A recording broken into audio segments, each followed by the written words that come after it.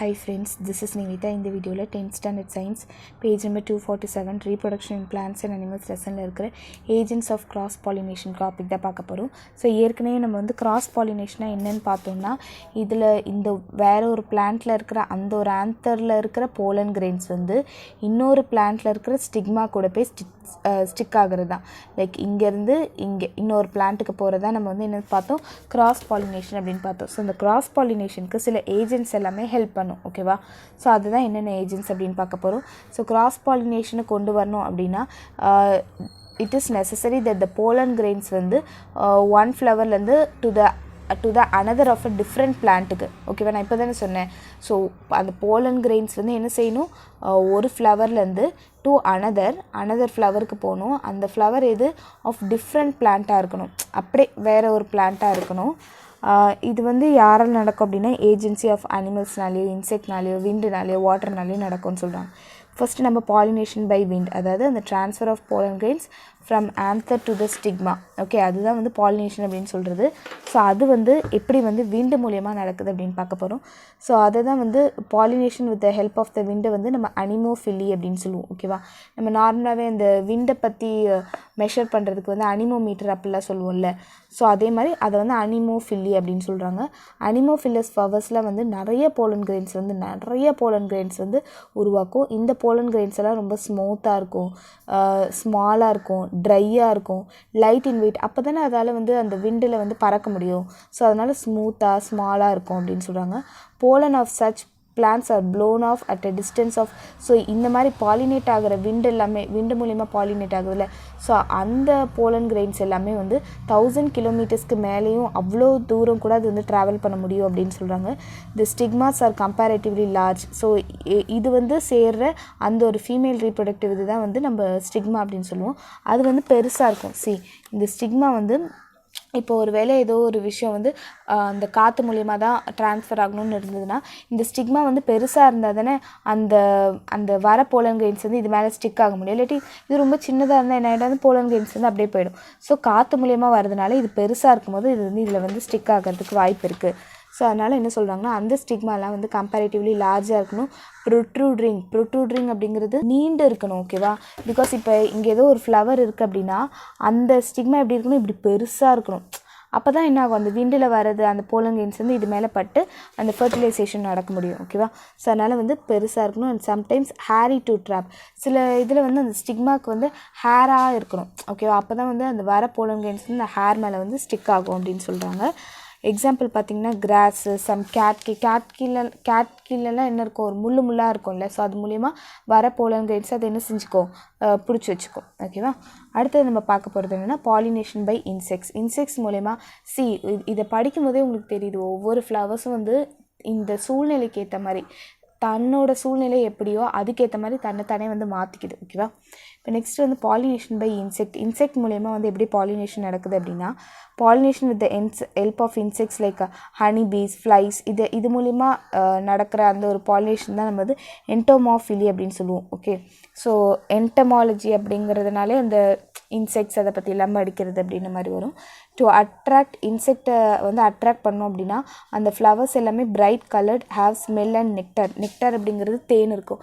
இப்போ யூஸ்வலாக யோசிச்சு பாருங்கள், இப்போ ஒரு இன்செக்ட் வந்து கலரே இல்லாத சும்மா இருக்கிற அந்த ஒரு ஃப்ளவர் கிட்ட வருமா? வராதில்ல. ஸோ பிரைட்டாக கலராக இருக்கிற, நல்ல ஸ்மெல் இருக்கிற, நல்ல தேன் இருக்கிற அந்த ஒரு ஃப்ளவர்ஸ் எல்லாமே எந்த டைப் ஆஃப் பாலினேஷன் பண்ணோம் அப்படின்னா பாலினேஷன் பை இன்செக்ட்ஸ் அப்படின்னு சொல்கிறாங்க. ஓகேவா? அந்த போலன் கிரெயின்ஸ் எல்லாமே லார்ஜர் இன் சைஸாக இருக்கும். Exine is fitted. எக்ஸைன்னா வந்து இந்த அவுட்டர் கவரிங் தான் நம்ம சொல்லுவோம். அந்த போலன் கிரெயின் இருக்குல்ல, அந்த ஒவ்வொரு போலன் கிரெயின்ஸ் இருக்குல்ல, அதுக்குள்ளே வந்து இதெல்லாமே இருக்கும்.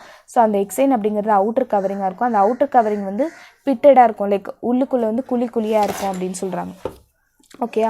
அடுத்தது அண்ட் ஸ்பின்னி அப்படிங்கிறது அதில் வந்து முள்ளாகவும் இருக்கும். அப்போ தான் என்ன செய்ய முடியும், அதால் அந்த ஸ்டிக்கியான ஸ்டிக்மாவில் போய் so that they can adhere firmly on the ஸ்டிக்மாவில் போய் அதால் வந்து ஸ்டிக் பண்ண முடியும். இப்போ இது வந்து முள்ளாக இருந்தால் தான் என்ன சொல்கிறாங்கன்னா இந்த ஸ்டிக்மாவில் போய் அது வந்து ஸ்டிக் பண்ண முடியும் அப்படின்னு சொல்கிறாங்க. ஓகேவா? அடுத்தது approximately 80% of the pollination by the insect வந்து யார் தான் பண்ணுறா அப்படின்னா ஹனி பீஸ் தான் பண்ணுது அப்படின்னு சொல்லியிருக்காங்க. அடுத்தது பாலினேஷன் பை வாட்டர். இப்போ யோசிச்சு பாருங்கள், நிறைய ஐலாண்ட்லலாம் வந்து ஏன் நிறையா தேங்காய் மரமே இருக்குது? பிகாஸ் அந்த தேங்காய் இருக்குல்ல, அந்த தேங்காய் கூடு அதெல்லாமே சொல்லுவாங்கள்ல. ஸோ அது என்ன ஆகுதுன்னா, ஒரு இடத்துலேருந்து இன்னொரு இடத்துக்கு பாலினேஷன் பை வாட்டர் மூலியமாக நடந்து ஒரு ஐலாண்டில் இருந்து ஸோ அங்கேயே அது வந்து பெதஞ்சு அது வந்து அப்படியே வந்து ஒரு மரமாக ஆகுது. ஓகேவா? ஸோ அதுக்குன்னு சில அடாப்டேஷன்ஸ்லாம் இருக்குது. இப்போது ரொம்ப ஹார்டாக இருந்ததுன்னா, லைக் ரொம்ப வெயிட்டாக இருந்ததுன்னா அது என்ன ஆகிடும், தண்ணிக்குள்ளேயே மூழ்கிடும். பட் அதுக்கான அடாப்டேஷன் என்னது, அந்த வெளியில் இருக்கிற தோல் எல்லாமே கொஞ்சம் அந்த ஒரு மாதிரி அந்த இதுவாக இருக்கும் தெரியுமா, நாராக இருக்கும் தெரியுமா. ஸோ அப்போ தான் வந்து அதால் என்ன செய்ய முடியும், அந்த தண்ணியில் வந்து ஈஸியாக ட்ராவல் பண்ண முடியும். அதே மாதிரி அது வந்து ரொம்ப பெருசாக இருக்கும் அந்த நார் அப்படிங்கிறது. அப்போ தான் என்ன ஆகும், அந்த தண்ணி வந்து உள்ளே போகாமல் இருக்கும். அது மட்டும் இல்லாமல் சால்ட் ரெசிஸ்டண்ட்டாக இருக்கணும். இப்போ சில போலன் கிரெயின்ஸ் எல்லாமே இப்படி ட்ராவல் ஆகும்போது சால்ட் வாட்டரில் தான் மோஸ்ட்லி ட்ராவல் ஆக முடியும், கரெக்டாக. ஸோ அது வந்து சால்ட்டை வந்து எதிர்க்கக்கூடிய அந்த ஒரு திறன் இருக்கணும். ஸோ இதெல்லாமே வந்து பாலினேஷன் பை வாட்டரில் வரும். So pollination with help of வாட்டரை வந்து நம்ம ஹைட்ரோஃபிலி அப்படின்னு சொல்லுவோம். இது வந்து அக்வாட்டிக் பிளான்ட்ஸ்லாம் நடக்கும். பாலன் கிரெயின்ஸ் வந்து இந்த இடத்துல வந்து நிறைய ப்ரொடியூஸ் ஆகும். பாலன் கிரெயின்ஸ் என்ன செய்யணும், அந்த சர்ஃபேஸ் ஆஃப் த வாட்டரில் வந்து ஃப்ளோட் ஆகும் and land on the stigma of the female flowers. இப்படி இங்கே இருக்குது பாருங்கள், ஹைட்ரோஃபிலியில் இந்த பிளான்ட்டில் எனக்கு என்ன ஆகுதுன்னா, மேல் ஃப்ளவர் வந்து இங்கே இருக்குது, சரியா. இங்கே வந்து நிறைய போலன் கிரெயின்ஸ் எல்லாமே உருவாகும். இது வந்து வாட்டர், இது எல்லாமே வந்து ஃபீமேல் ஃப்ளவர். ஸோ இது என்ன ஆகும், இது அப்படியே மிதந்துட்டே வந்து இந்த ஃபீமேல் ஃப்ளவர் மேலே பட்டோன்னே அது மேலே ஒட்டிக்கும். ஓகேவா? They land on the stigma of the female flowers. Example hydrilla, vallisneria, இதில் எல்லாமே இந்த அதாவது pollination by hydrophily, pollination by water மூலிமா தான் நடக்குது அப்படின்னு சொல்லுவாங்க. இப்போ பாலினேஷன் பை அனிமல்ஸ்னால் இப்போ என்ன செய்யும் அப்படின்னா, இப்போ ஒரு சில அனிமல்ஸ் வந்து பழத்தை சாப்பிட்டுட்டு அந்த கொட்டையை கீழே வேறு பழத்தை சாப்பிட்டுட்டே போயிட்டு வேற ஒரு இடத்துல அந்த கொட்டையை போடலாம். அல்லது இப்போ அந்த அந்த ஒரு பர்டிகுலர் அனிமல் வந்து தூங்கும்போது அந்த சீடு அது வந்து அந்த ஆந்தர் அந்த போலன் கிரெயின்ஸ் வந்து அந்த அனிமலோட உடம்புல வந்து ஒட்டிக்கிட்டு அது வந்து வேறு இடத்துக்கு போகும்போது ஸோ வேறு இடத்துல போய் வந்து டெபாசிட் ஆகலாம். ஓகேவா? ஸோ அங்கே இருக்கிற ஸ்டிக்மா கூட அது வந்து சேரலாம். ஸோ இப்படி நடக்கிறது தான் நம்ம பாலினேஷன் பை அனிமல்ஸ் அப்படின்னு சொல்லுவோம். When pollination takes place with the help of animals, அதை தான் நம்ம ஜூஃபிலி அப்படின்னு சொல்லுவோம். Flowers of such plants attracts animals by their. So இதெல்லாமே என்ன ஆகும் அப்படின்னா அனிமல்ஸால் இது ஆகிறது. ஓகேவா? இதையும் நீங்கள் இந்த இன்செக்டையும் வந்து கன்ஃபியூஸ் பண்ணிக்கக்கூடாது.